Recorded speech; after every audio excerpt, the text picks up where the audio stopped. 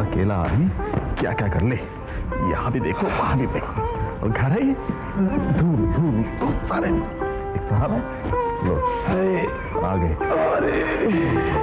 बड़े कमाल के लोग हैं इस दुनिया के। पैसा लेते वक्त तो ऐसे गिड़गिड़ाते हैं, लेकिन जब देने का वक्त आता है तो जैसे भीख दे रहे हो।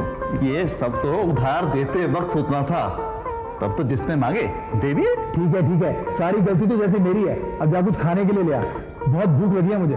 अच्छा रुको, चाय और रोटी लाता हूँ। चाय? अरे सुबह यही तो खाया था नाश्ते में, कुछ तो। शुक्र है कि सुबह था, कल तो शायद इसके लिए भी पैसे नहीं रहेंगे, समझे? पहले भी इतनी आमदनी थी सावित्री, लेकिन आराम से गुजारा हो जाता था। अब तो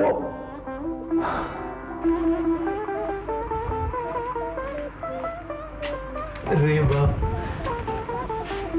एक मिनट भाई, पहले आते तो ले लो। एक मिनट। जल्दी करो। लड्डू मेरे laddoo, nothing like an early morning laddoo. वाह। पेटू वाह। और चाहिए?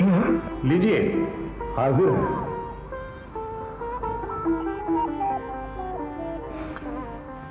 पता नहीं तुम कैसे मैनेज करती थी। अरे लड्डू बर्फी खाने को मिलते थे, और एक ये दयाल है, ये दयाल है। लो, फिर उस सेठ का फोन आ गया। सुबह से 3 बार फोन कर चुका है, और वही रट, मेरे पैसे। वहां मत जाओ, बजने दो घंटी। तुम नहीं जानती सावित्री, अब लोग वैसे नहीं हैं जैसे पहले थे। अब ये बजने दो, अपने आप बंद हो जाएगी। तुम समझती क्यों नहीं सावित्री, मैंने उसका 1 लाख रुपया देना है। अरे वो कुर्की कर देगा। अब कहेंगे सावित्री बस 20,000 में मान जाएगा। पर सावित्री 20,000 में मान जाएगा? सब मेरी मानो तो इसे बेच दो। जो थोड़ी बहुत कमाई है ना, वो तो इसकी लीपा पोती में खत्म हो जाती है। ना इतने बड़े मकान का हम लोग करेंगे क्या? बेच दो, इस घर को बेच दो मैं। अरे इसकी हर ईंट में सावित्री की यादगार बसी है। कितने चाव से हम दोनों ने यह घर बनवाया था। मैं इसकी कुर्की नहीं करवा सकता। सावित्री तुम ही कुछ बोलो। अब जो चाहेंगे बुलवा लेंगे बेचारी बेजान तस्वीर से। नहीं प्रकाश, ऐसा कभी मत होने देना। ये तो तपोवन है, तुम्हारी और मेरी मेहनत का फल। इसकी ईंट ईंट पे मेरे पसीने की बूंदें बंद है। हाँ ठीक कह रही हो तुम सावित्री, तुम ठीक कह रही हो। सुना तुमने दयाल? हाँ। सुना तुमने तुम्हारी मालकिन ने क्या कहा? अब हमें ये मकान बचाना है, 20,000 रुपए का इंतजाम करना है। मजाक कर रहे हैं? घर में आटे के लिए तो पैसे हैं नहीं, इतनी रकम कहां से आएगी? अरे लानी पड़ेगी। अभी 1 आध घंटे में वो सेठ यहाँ आता होगा। फोन नहीं उठाया ना हमने। देखो ये मकान हमें बचाना है, और तुम्हारी मालकिन की भी तो यही इच्छा है ना? मालकिन की इच्छा? ये कहिए कि आपकी खुद की इच्छा है। चलो मेरी इच्छा है, तो तुम क्या चाहते हो? हम बाहर दर बदर की ठोकरें खाते फिरें? पर मालिक इतने पैसे आएंगे कहां से? भाई यही तो समस्या है, कुछ तुम भी तो सोचो ना। भाई बेचने के लिए रह क्या गया है? कोई है चीज? मेरे पास तो ये चांदी का ताबीज और ये घड़ी है, लो इसे भी बेच दो।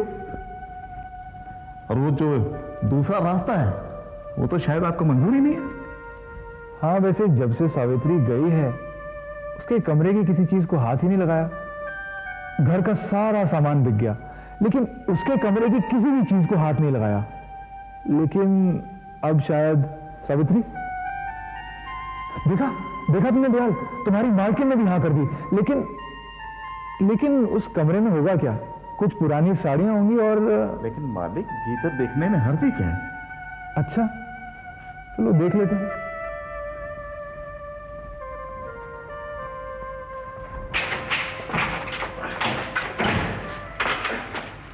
आइए मालिक।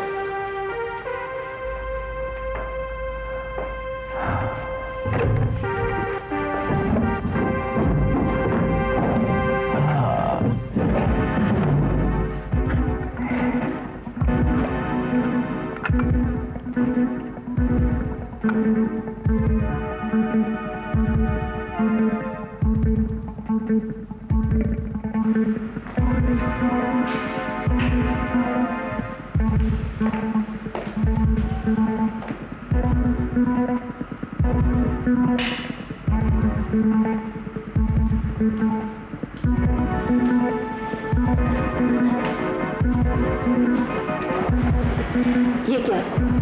सारी रात ऐसे काट दी? सवेरा हो गया क्या? मुझे लगता है जैसे अभी मैं तुम्हारा प्ले खत्म हो गया। आज कुछ ज्यादा लंबा नहीं चल गया? नहीं, प्ले तो रात को खत्म हो गया था, पर रात बहुत ज्यादा हो गई थी इसलिए मैं सहेली के यहाँ चली गई। देखो तुम, ये कैसा है? मुझे समझ में नहीं आता है कि नकली गहनों से कोई इतना ज्यादा प्यार कैसे कर सकता है। भाई अगर तुम्हारी हैसियत असली गहने खरीदने की नहीं है तो तुम स्त्री के सच्चे आभूषणों से काम क्यों नहीं चलाती, जैसे सुंदरता और सुशीलता? तुम तो जानते हो कि मुझे गहने बहुत अच्छे लगते हैं, उनसे बहुत प्यार करती हूँ मैं।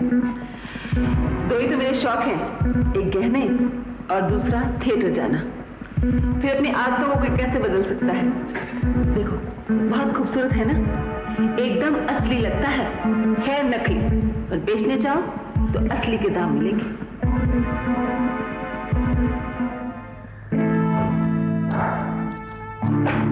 दयाल एक काम करो, ये सब गहने लेकर गफूर मियाँ के पास जाओ, ठीक है? और उनसे ये मत कहना कि मैंने तुम्हें भेजा है, वरना लोग समझेंगे मैं नकली गहने बेच रहा हूँ।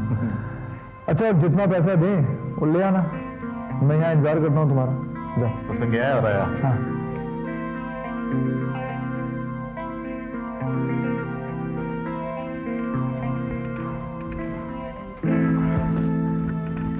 ये लीजिए मालिक, आपका गहनों का डब्बा और ये 30,000 रुपए का चेक। 30,000 रुपए? हाँ। यार ये डब्बा भी बेचाते हैं। हाँ? इसका क्या करेंगे हम? अरे मालिक, एक चेन से काम चल गया, बाकी तो मैंने दिया ही नहीं। एक पीतल की चेन 30,000 रुपए की? कहीं तुमने ये तो नहीं बताया ना कि मेरे यहाँ से आए हो? अरे मालिक, बताने की जरूरत ही नहीं पड़ी, वो तो मुझे देखते ही उसने बस अरे कह तो दिया था ना नकली है। अरे मालिक, जौहरी है, असली नकली की पहचान तो रखता ही होगा या नहीं? हाँ? जब उसको पता चलेगा कि ये नकली है तो हमारी क्या इज्जत रह जाएगी? अच्छा, आप कहते हैं तो दोबारा बता क्या? हाँ, ये भी ले जाओ। एक बार जाओ, एक बार ले जाओ।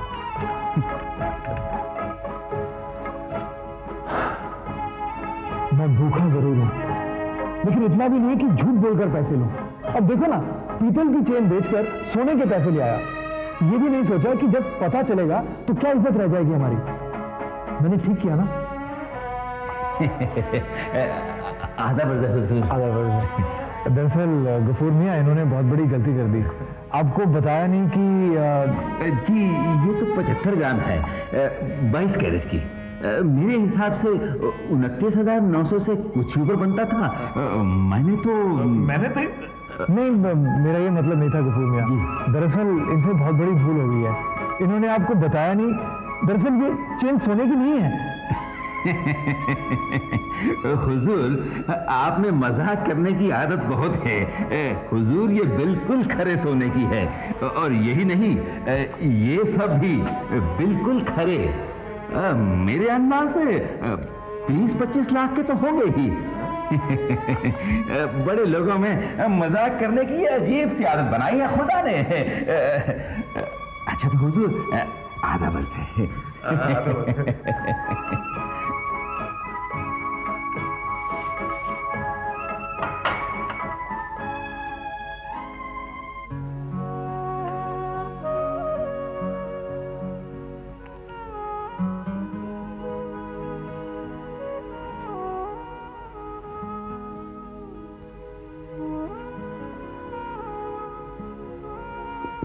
मालिक, ये चाय।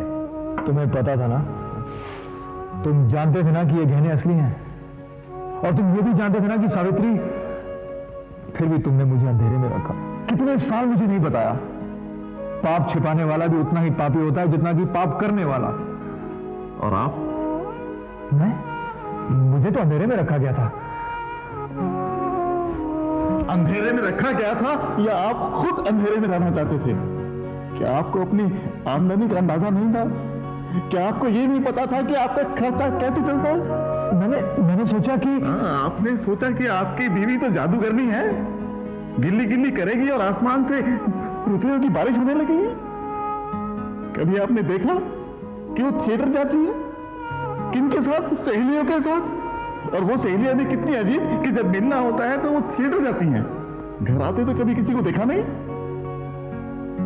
लेकिन आपको इससे क्या? आपको तो ऐशो आराम की जिंदगी चाहिए थी ना, और आपने ये जिम्मेदारी डाल दी अपनी पत्नी के ऊपर, और उन्होंने भी आपके प्यार में, आपकी खातिर, आपकी हर जरूरत को पूरा करने के लिए अपने जिस्म तक को बेचा। पाप उन्होंने किया या आपने?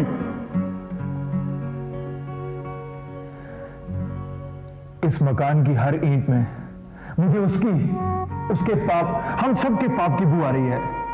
अब इस मकान में एक मिनट भी रुकना मेरे लिए हराम है। अरे बाहर की जिंदगी में गरीबी जरूर है, लेकिन पाप तो नहीं है। मालिक, आप कहें तो मैं कुछ सामान इकट्ठा कर लूं? नहीं नहीं, कोई भी सामान लेने की कोई जरूरत नहीं है यहाँ का। आप कहें तो टूथपेस्ट वगैरह या छोटी मोटी चीजें इकट्ठी करके लाता हूं।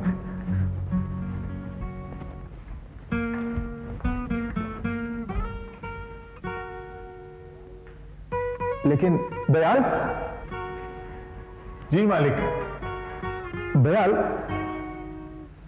हम कहां जाएंगे? मालिक, इतनी बड़ी दुनिया है, क्या परमात्मा ने हमारे लिए एक छोटी सी झुग्गी भी ना रखी होगी? झुग्गी?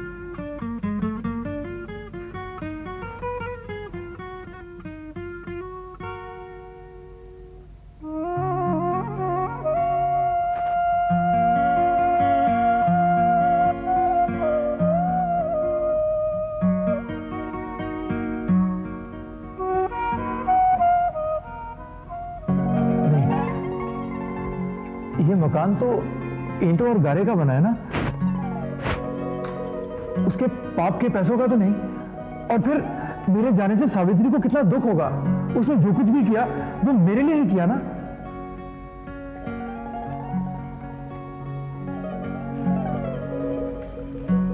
सावित्री, तुमने ऐसा क्यों किया? आखिर ऐसी कौन सी मजबूरी थी जो तुमने मुझसे? ये सब तुम्हारे लिए तो किया है नाथ। हर पत्नी का धर्म होता है कि मन और तन दोनों से अपने पति की सेवा करे। यही तो किया है मैंने, इसमें गलत क्या है? लेकिन तुम मुझसे कह सकती थी। छी, और अपने पाप में तुम्हें साझीदार बना लेती। ऐसा सोचना भी मेरे लिए पाप है। पर अब तो हम ये घर छोड़ के जा रहे हैं। मेरा मतलब है तुम्हारा घर छोड़ के जा रहे हैं। तुम्हें मेरी कसम नाथ, ऐसा कभी मत करना, नहीं तो मेरी आत्मा को दुख पहुंचेगा। सुना तुमने दयाल, सुना तुमने? ये पापी सही, लेकिन मेरी पत्नी है, मेरे सुख दुख की साथन, और मैं इसकी आत्मा को कैसे दुख पहुंचा सकता हूं?